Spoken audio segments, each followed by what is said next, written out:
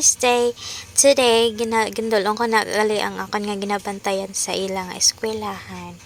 And amon ang akon mga upod nga mga nanay nagabantay.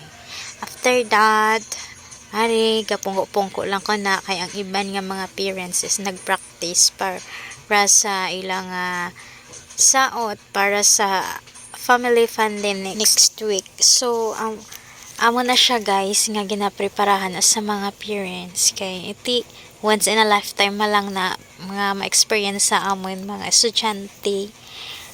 The next day guys, ang amon mga estudyante dito gin pa suludanay sa conference hall kay nagbaha ang amon nga classroom.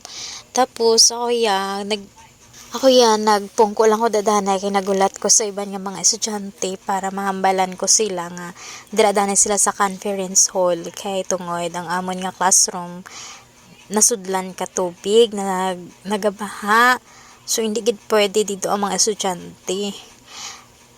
Diba, lantaw nyo bala kung ano ka kanam isang amon nga classroom kay nasudlan sang tubig. So no choice, manglimpyo gid kami ya Kita nyo na guys kung ano ka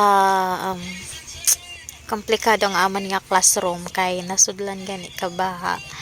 Amo na nga ginbuligan namon panglimpyo. Damo kami ginobra guys kay tungod sa baha. O di ba nakita nyo man ginpanghalay na namon. Ay, nang limpyo. Tapos, ginbalik na namon guys kay tapos na namon panglimpyo sa sulod. Tapos, si ka-chika danay kadali. Kay ti amugid man aya basta Pinoy pa chika gina. 'Di ba? And then, the next is nag-share lang ko sana. Nagpabalo lang ko nga natapos. Oh, joke lang. Tapos, paglabot ko ng laba ko, kuno, hi! Oh, 'di ba? Kay ginguto man, makaon gid. Alangan naman. O, diba? OA lang. Basta kay busog ko. Okay? Okay.